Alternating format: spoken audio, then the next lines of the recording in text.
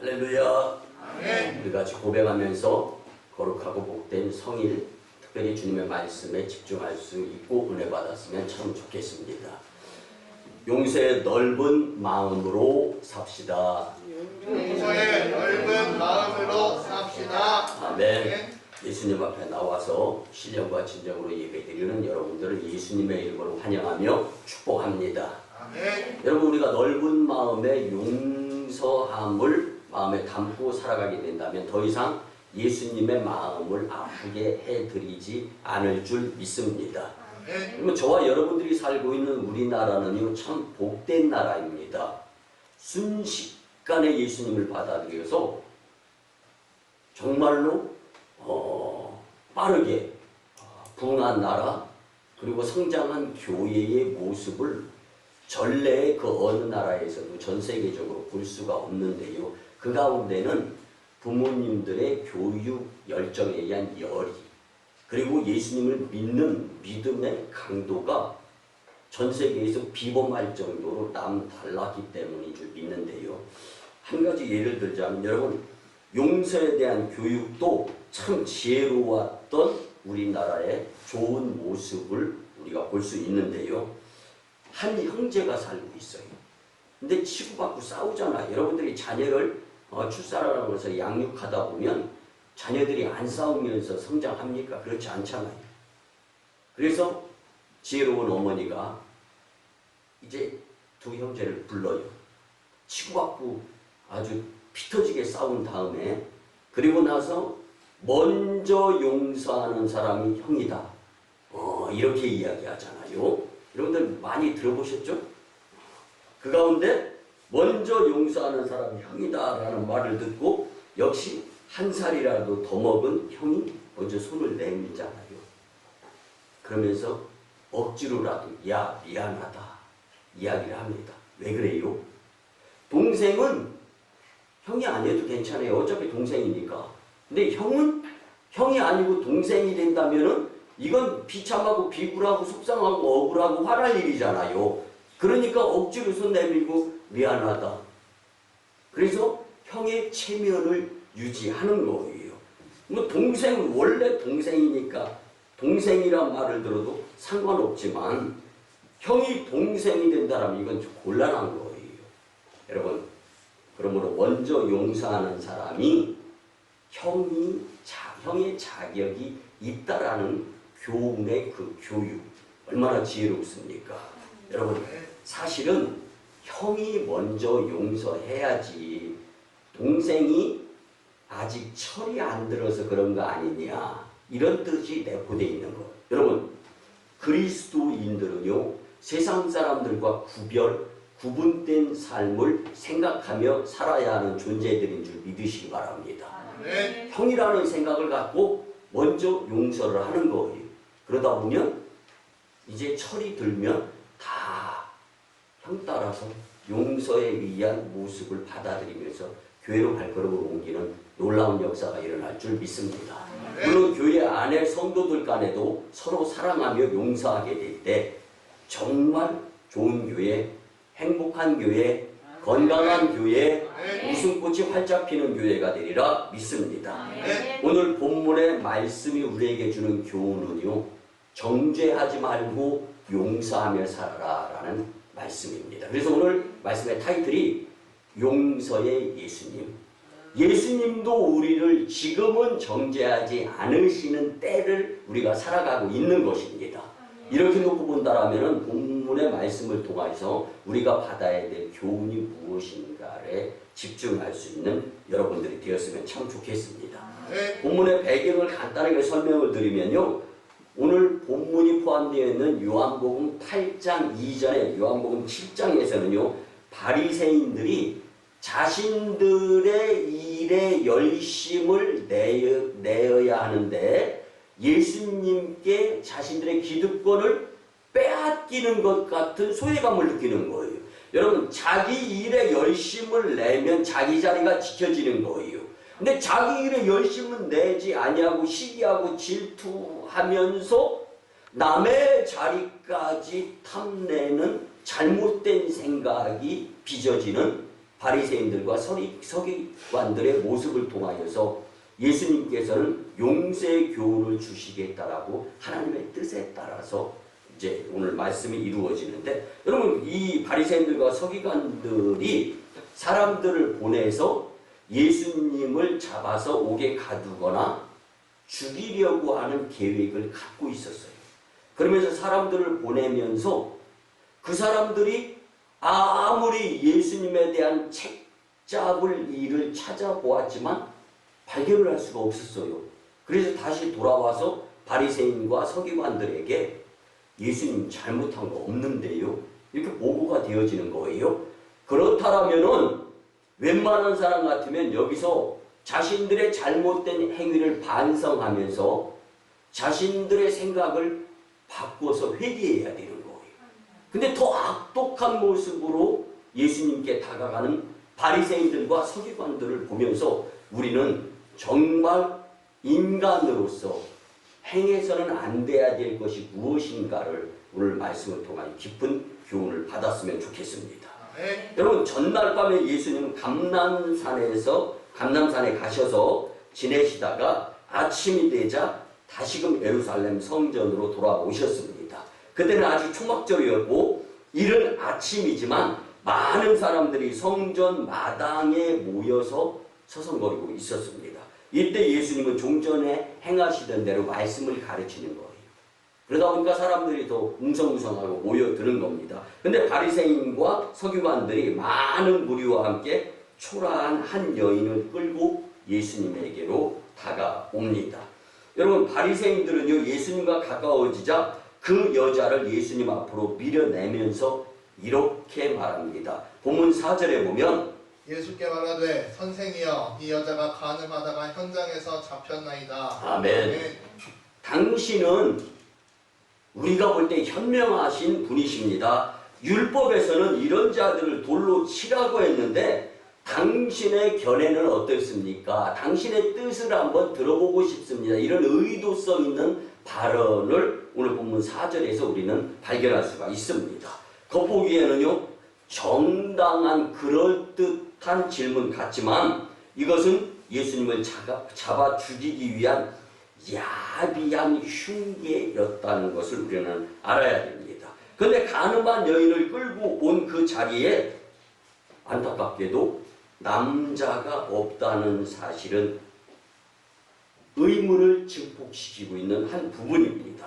그래서 레위기 20장 10절에 보면 누구든지 남의 아내와 간음하는 자, 곧 그의 이웃의 아내와 간음하는 자는 그 간부와 음부를 반드시 죽일지니라. 아멘. 이 말씀은요, 간음은 여자 혼자 하는 게 아니라는 거예요. 그래서 간음이 이루어지면 간음한 남자와 여자를 같이 죽여야 된다라는 것이 유대 율법의 모습이었습니다. 근데 이는 예수님을 위기에 빠뜨리려고 고용된 사람으로 보아야 하는 거예요. 그리고 배후 조종 세력들이 있는데 이게 나쁜 자들이라는 거예요. 성경은 이렇게 풀어나가고 있습니다. 여러분, 바리새인들과 서기관들은 거룩함의 대명사였고 성경을 많이 읽으면서 성경을 가르치는 지도자격의 사람들이었다라는 것을 놓고 본다면 지식인을 비롯해서 모든 인간은 다 자칫 잘못 생각하며 살아가다 보면 예수님을 대적하며 살아가는 인간들이 될 수 있다라는 소지, 여지를 성경은 말씀해주고 있는 겁니다. 여러분, 우리는 여기서 예수님에게 올가미를 씌우기 위해서라면 무슨 짓이든지 다 하는 무서운 잔인함과 사악함으로 가득 차 있는 당시 유대 지도자들, 그리고 이 시대를 살아가는 저와 여러분들에게 있어서 용서하지 못하고 정죄하고 비판하고 채점하면서 살아가는 나의 모습은 없지는 않은가 한번 비교하면서 교훈이 되어질 수 있기를 예수님의 이름으로 간곡히 부탁을 드립니다. 네. 여러분이 생각하는 예수님은 누구십니까? 전지전능하시고 무소부재하시면서 그 능력이 한계가 있으신 분이 아니다라는 것을 분명히 알고 있습니다. 네. 근데 아는 것과 믿는 것은 다릅니다. 오늘 용서의 예수님을 우리는 알고 지내라는 것이 아니라 믿으며 살아가고 예수님 따라서 용서의 삶을 살아가야 될 자들이 그리스도인 저와 여러분들이다라는 것을 성경이 말씀해 주는데, 이 말씀을 통해서 분명한 교훈, 이제 재림주로 오시는 예수님은요 분명히 말씀을 선포했다라고 하실 것입니다. 근데 우리가 이 말씀을 듣고 간과의 삶을 살아가게 된다면 너나 할 것 없이 정죄자가 되어서 예수님께 심판받을 수밖에 없다라는 큰 교훈을 얻었으면 참 좋겠습니다. 네. 여러분, 용서의 예수님 첫 번째는요, 성도는 예수님을 시험하며 살아서는 안 됨을 믿으시기 바랍니다. 네. 본문 6절에 보면 그들이 이렇게 말하면 고발할 조건을 얻고자 하여 예수를 시험함이로라. 예수께서 몸을 굽히사 손가락으로 땅에 쓰시니. 아멘. 본문 1절 이하에서 예수님은 감난산에 갔다가 아침에 성전으로 오셨는데 성도들이 나와서 많은 백성들을 포함한 자들이 예수님 앞에 앉는 거예요. 예수님은 그들을 가르치십니다. 서기관들과 바리새인들이 음행 중에 잡힌 여자를 끌고 오는 상황으로 전개가 되어져요. 그때 서기관들과 바리새인들이 음행 중에 잡힌 여자를 끌고 와서 가운데 세우고 예수님께 이 여인을 어떻게 해야 됩니까? 라고 질문하면서 예수님을 잡아 묶어맨 올무의 질문을 던졌던 겁니다. 서기관들과 바리새인들의 관심사는 이 여자의 음행 사건으로 인해서 예수님을 잡아 죽이려고 하는 계책이 숨겨져 있었던 것입니다. 그래서 오직 마음에 품고 있는 것은 예수님을 책잡아서 모함하는 것, 여기에 전심전력을 다했던 것입니다. 그래서 예수님이 모세의 율법대로 돌로 치라고 하신다면 평소에 예수님이 가르치신 사랑의 교훈에 이제 맞지 않는 것, 모순이 되어지는 거예요. 만약에 돌로 치지 말라고 명하신다면 모세의 권위와 율법에 모순되기 때문에 이제는 말씀을 강론할 자격을 잃어버리게 되는 거예요. 정말 이럴 때 우리가 사용하는 사자성은 진퇴양난인 상황이 예수님 앞에 벌어지고 있습니다. 그래서 예수님이 이 표현을 어떻게 해야 될까? 여러분들이라면 과연 이 상황 가운데에서 무엇을 망설이고 무엇을 걱정하겠습니까? 이거는 생명이 달려있는 문제입니다. 여러분, 그래서 말씀이 예수님이고 예수님이 생명이고 영생이고 천국인 줄 믿으시면서 예수님 따라가는데 바빠야지 세상 따라가는데 바쁘면 안 되겠다라는 교훈 또한 얻었으면 참 좋겠습니다. 네. 여러분, 오늘 본문 4절에서 6절 말씀에 보면 예수께 말하되 선생이여 이 여자가 간음하다가 현장에서 잡혔나이다. 모세는 율법에 이러한 여자를 돌로 치라 명하였거니와 선생은 어떻게 말하겠나이까? 그들이 이렇게 말하면 고발할 조건을 얻고자 하여 예수를 시험함이로라. 예수께서 몸을 굽히사 손가락으로 땅에 쓰시니. 아멘. 바리새인들과 서기관들은 예수님을 시험하고자 했습니다. 저와 여러분들의 인생에서 예수님을 시험하는 오류의 삶이 되지 않기를 예수님의 이름으로 간곡히 부탁을 드립니다. 네. 여러분, 레위기 20장 10절과 신명기 22장 2절에서 간음한 두 남녀는 함께 처형하도록 지시되어 있는 것이 율법입니다. 그러나 그들은 여자만 끌고 와서 이 여인을 처형하는 것이 율법을 따르는 길이라고 주장하고 떼쓰고 있는 겁니다. 그리고 그들은 예수님께 이 여인을 어떻게 처리할 것인지를 물어서 함정에 빠뜨리려고 하는 수작을 부리고 있는 거예요. 지금 그들은 예수님을 고소하기 위해서 이러한 질문을 했고 그 방법으로는 두 가지로 귀합이 되는데, 첫째는요, 로마법과 율법을 이용해서 예수님을 고소하려고 했던 것입니다. 당시 로마법은 간음한 여인에 대해서 가혹한 처형의 규정이 그렇게 별로 없었습니다. 만일 예수님께서 그 여인을 처형하라고 하면 예수님은 로마법을 어기는 죄로 고발당할 수밖에 없는 상황입니다. 또 한 가지 상황은요, 관용법과 율법을 이용해서 예수님을 고소할 수도 있었던 상황입니다. 예수님은 계속해서 청중에게 관용을 가르치시면서 서로 용서하며 살아라고 말씀을 가르치는데, 이제는 용서라는 단어를 더 이상 사용할 수 없게 되는 거예요. 그러면서 궁지에 몰리게 되는 겁니다. 이제까지 예수님이 하셨던 메시지가 다 무용지물이 되어버리는 거예요.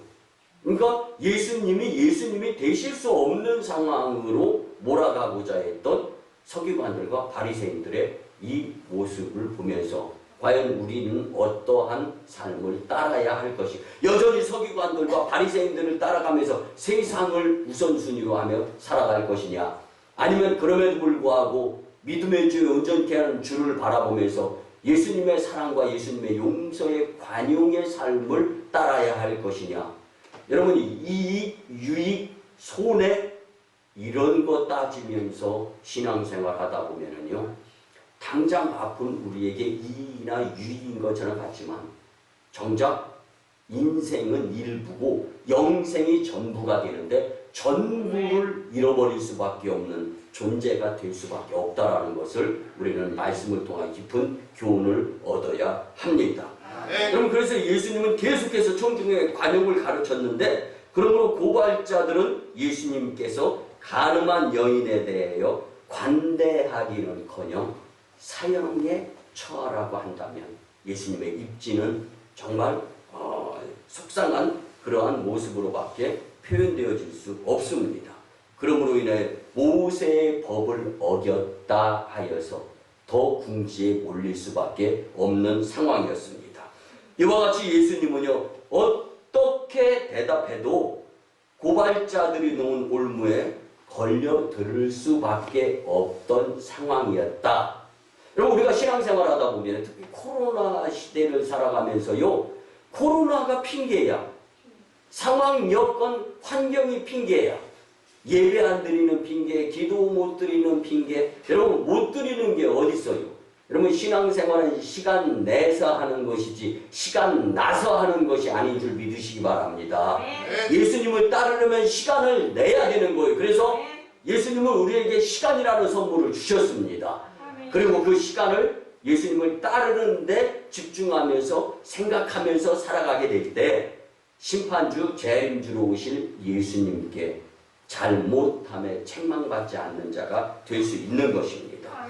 그러면 예수님은 이러한 고발자들에게 대해서 어떻게 대답하셨나요? 모두가 죄인임을 깨닫게 하기 위함이 우선이었습니다. 여러분, 누가 내게 잘못했다 할지라도 예수님의 관용의 방법대로 서로 용서하며 살게 될 때 복된 삶이 될 줄 믿습니다. 예수님이 원하시는 삶이 누가 나에게 잘못했다 할지라도, 우리나라 옛날 그 말씀에 의하면 처자를 죽이지 않고 부모를 죽이지 않았다면 용서해야지, 이런 표현이 있어요. 그런데 처자, 부모를 죽인 자라도 예수님은 나 자신을 위해서 용서하라는 거예요. 그것에 구원이 있는 줄 믿습니다. 두 번째는요, 용서의 예수님 앞에서 죄 없는 자가 없음을 믿으시기 바랍니다. 본문 6절과 7절에 보면 그들이 이렇게 말하면 고발할 조건을 얻고자 하여 예수를 시험함이러라. 예수께서 몸을 굽히사 손가락으로 땅에 쓰시니 그들이 묻기를 맞이 아니하는지라. 이에 일어나 이르시되 너희 중에 죄 없는 자가 먼저 돌로 치라 하시고. 아멘. 여러분, 예수님은 그들의 간교한 생각을 이미 잘 알고 계셨습니다. 그리고 그들의 질문에 아무 답변도 하지 않는 예수님을 오늘 본문을 통해 우리는 볼 수가 있습니다. 그리고 예수님은 침묵을 유지한 채 몸을 굽혀 손가락으로 땅에 글을 쓰셨습니다.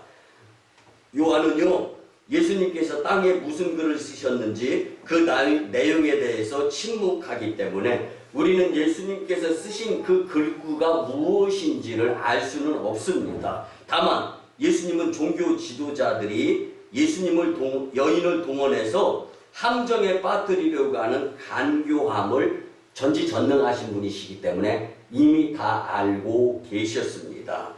아멘. 그러므로 예수님은 그들의 질문에 대해 답변하지 않고 침묵으로 일관하셨습니다. 예수님은 몸을 굽혀 땅에 글을 쓰심으로 그들이 생각을 고쳐먹고 양심의 음성을 듣기를 원하셨던 예수님의 마음을 한번 생각해 보시기를 바랍니다. 그러나 그들은 예수님의 침묵에 대하여 답변이 곤란해서라고 생각하면서 계속 답변을 재촉하면서 예수님을 궁지에 몰아넣는데 박차를 가하는 모습을 성경을 통하여 우리는 분명히 알 수가 있습니다.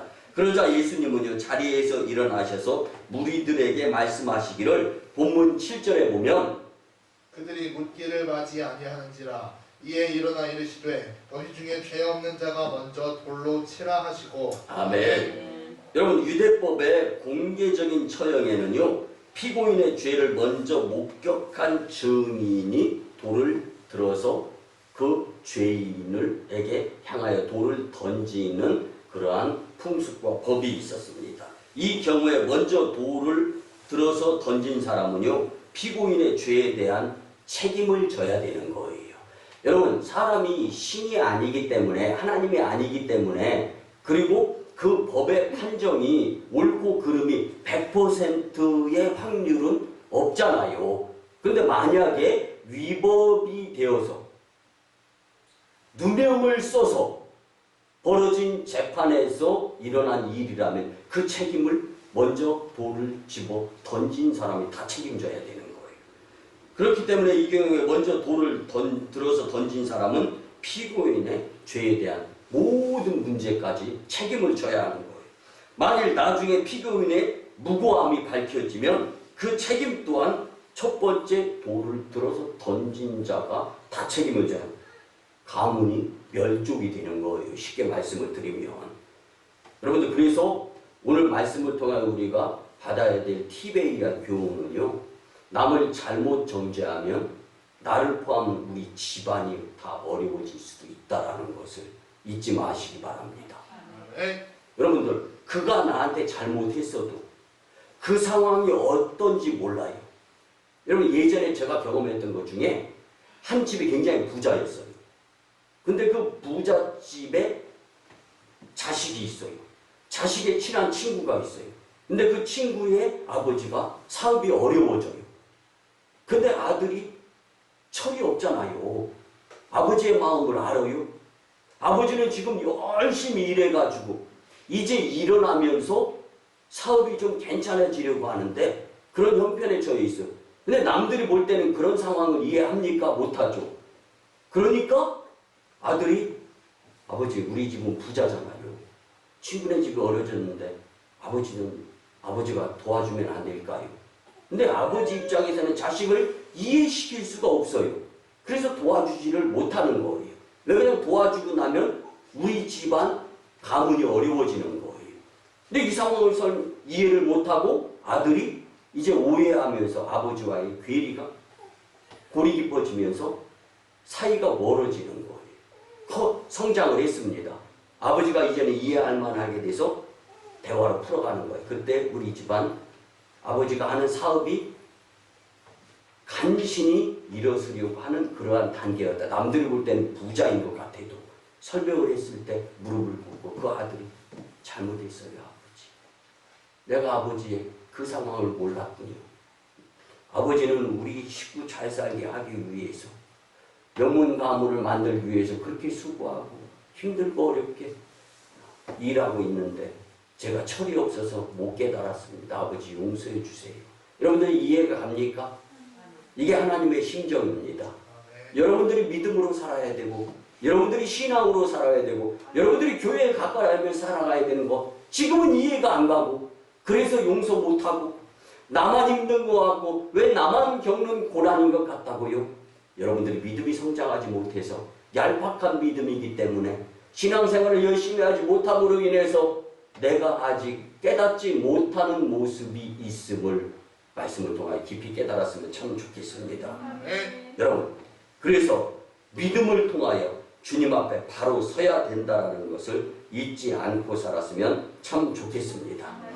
여러분, 예수님은 그녀의 유죄를 책임질 사람이 있으면 먼저 나서서 그녀에게 돌을 던지라고 말씀하고 계신 거예요. 그러나 그 말을 듣고 나서서 그녀에게 첫 번째로 돌을 들어서 던지는 사람은 아무도 없었습니다. 사실 누군가 나올 법한 상황이에요.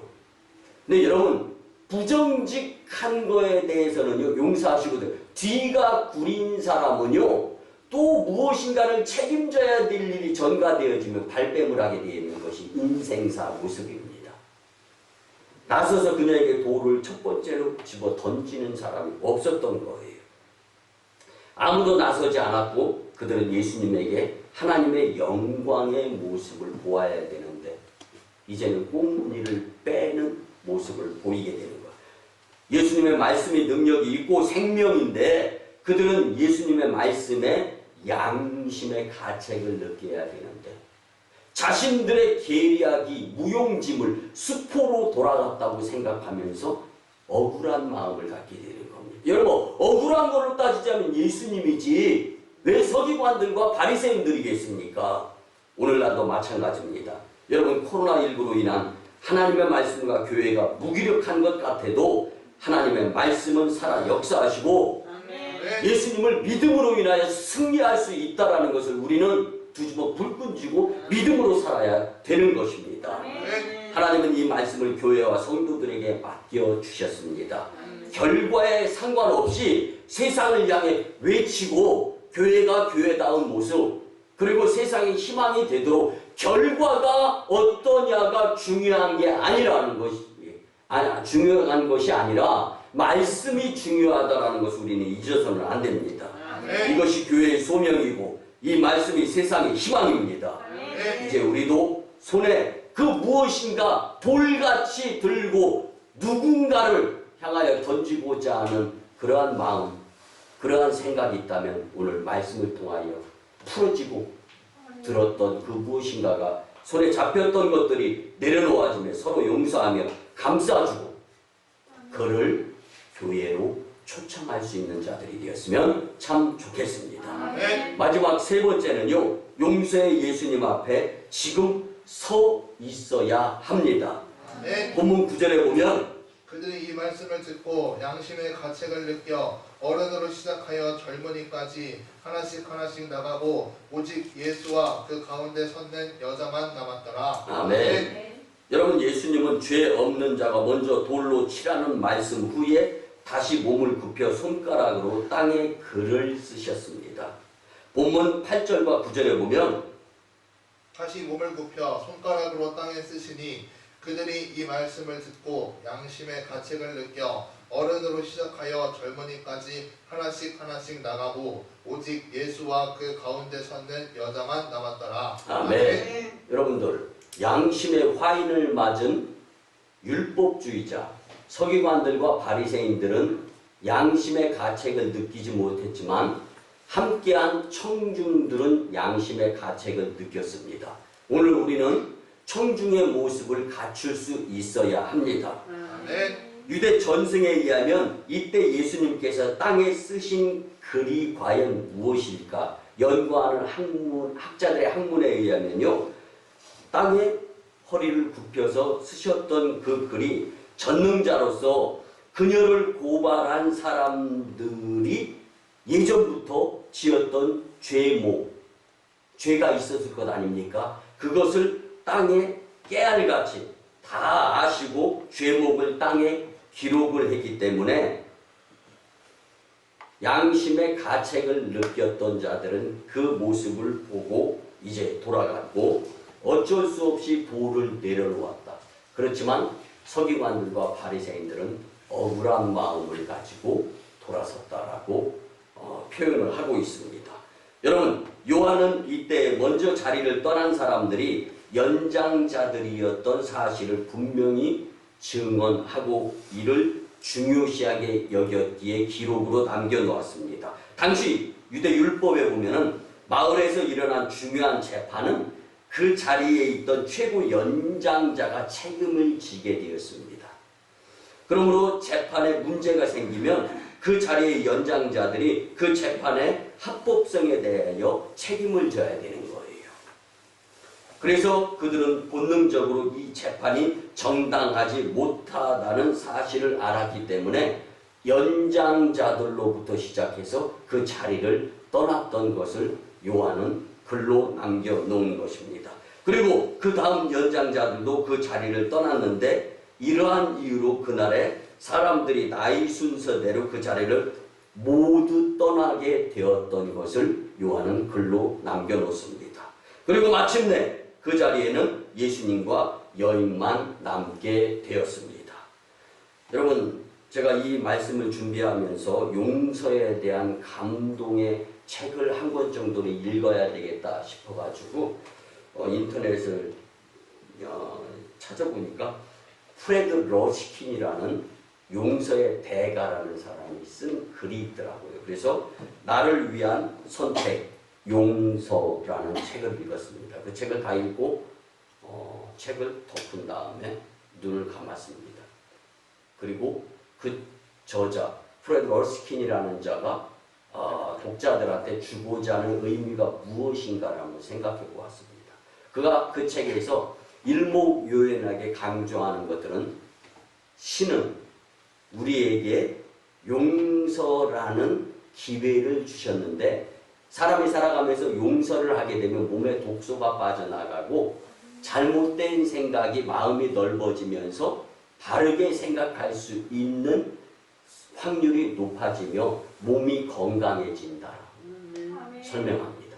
근데 반면에 용서하지 못하는 삶은 몸이 망가진다라고 설명을 합니다.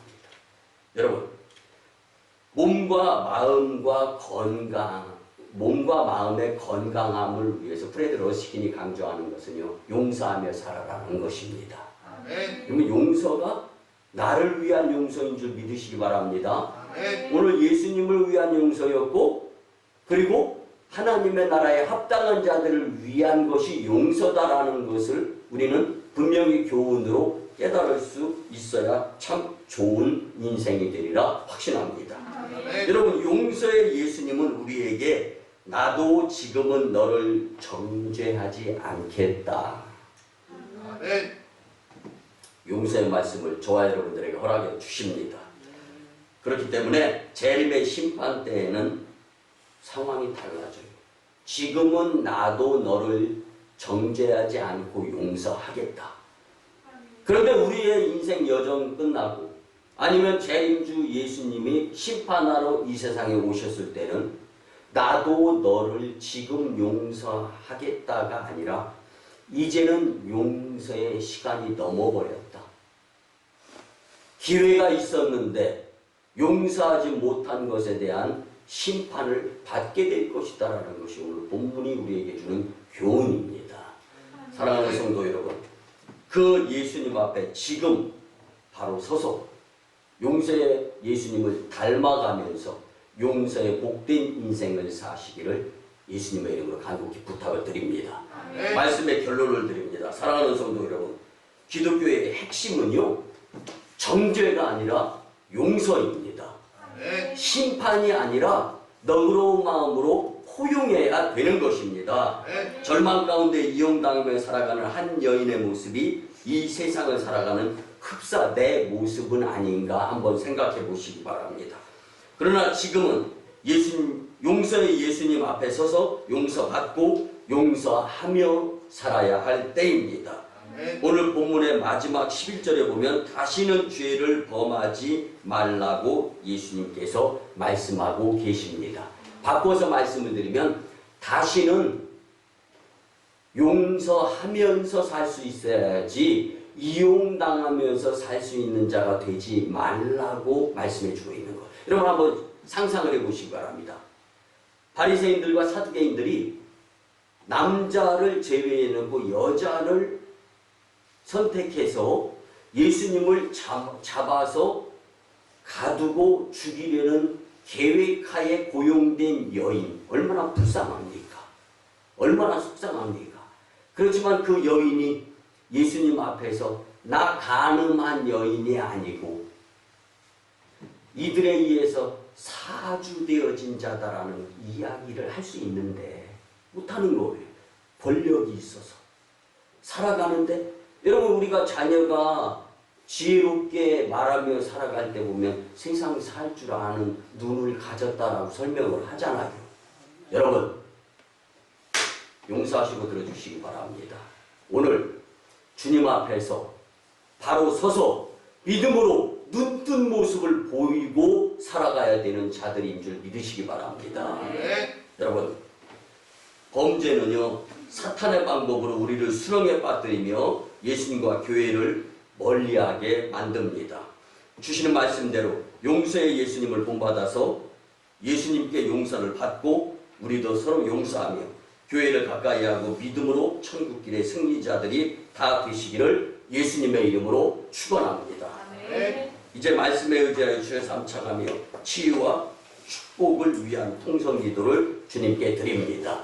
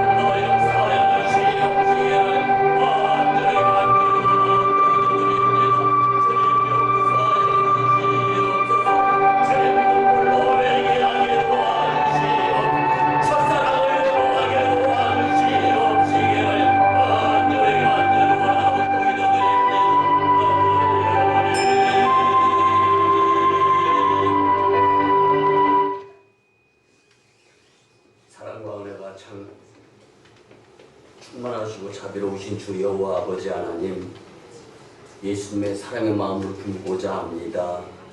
그동안 예수님께서 나를 위한 오래 참으심과 크신 용서하심을 외면하며 예수님과 교회를 멀리하고 기도를 등한히 하며 내 멋대로 살아온 것들 이제 회개합니다. 주님, 우리를 불쌍히 여겨주시고 넓은 용서의 마음으로 살도록 우리의 믿음 없음을 도와 주시옵소서. 인격적이신 예수님을 만나고자 물름을 안 가리고 열심 내는 믿음의 심령들이 되게 역사하여 주시옵소서. 이제는 용서의 예수님의 눈으로 살아가고 하나님의 일하심을 바라보며 하나님의 나라를 든든히 세워가는 데 일조하는 삶이 되게 축복하여 주시옵소서. 이제 용서의 예수님에 대한 주신 말씀대로 예수님을 시험하며 살지 않고 죄인임은 인정하며 예수님 앞에 서서 예수님을 따르며 믿음으로 살게 역사하여 주시옵소서. 주신 말씀으로 아쉬움보다는 이익이나 유익을 계산하는 것보다는 위로와 용기 그리고 하나님께 영광을 나타내는 복된 삶을 살게 도와 주시옵소서. 예수님의 집인 성전 건축을 허락하심에 감사드리며 믿음으로 감당해서 복음의 전초기지를 이루는데 이바지하게 도와 주시옵소서. 감사드리며 존귀하신 예수님의 이름으로 축복하며 기도드리옵나이다. 아멘. 우리같이 치유와 축복의 기도를 드립니다. 우리의 주인이 되시는 주 여호와 아버지 하나님, 이 시간 치료하는 광선을 발하여 주셔서 포로된 자가 자유케 되며 눌린 자가 해방되고 병든 자를 고치시고 귀신을 내어 쫓으시며 부족을 풍족케 하시고 각종 바이러스는 종식되는 주님의 권세를 체험하게 역사하여 주시옵소서. 우리의 나약한 육신이 강건하여져서 믿음이 성장하며 하나님을 기쁘시게 할 수 있도록 은혜 베풀어 주시옵소서. 여호와 이름을 경외하는 너희에게는 의로운 해가 떠올라서 치료하는 광선을 바라며 송아지같이 뛰리라 말씀하여 주신 주님, 이제는 우리 믿음이 널뛰며 세계 복음화를 이룰 수 있도록 축복하여 주시옵소서. 내가 나사렛 예수 그리스도의 이름으로 명하노니 질병, 병마, 어둠의 각종 악한 기운 문제 떠나가고 해결되어질지어다. 아멘, 아멘. 이제는 우리 구주 예수 그리스도의 크신 은혜와 하나님 아버지의 만극하시고 사랑하심과 성령님의 감화, 감동, 교통, 역사하심이 용서의 예수님에 대한 말씀을 듣고 나도 용서하며 넓은 마음으로 살아서 예수님을 따르겠다고 다짐하고 돌아가는 심령들의 가정과 직장과 일터와 사업장 위에 1호선 교지 인도와 태국 땅, 2호선 교지 북녘 땅, 2호선 교지 중국 땅, 광동성 해주, 3호선 교지 북녘 땅의 선교 사역 위에 남북 복음 평화 통일과 세계 복음화 위에 이 나라의 정세 위에 코로나19의 종식 위에 새성전 건축 위에 이제부터 영원토록 함께 하옵시기를 간절히 축원하옵나이다. 아멘.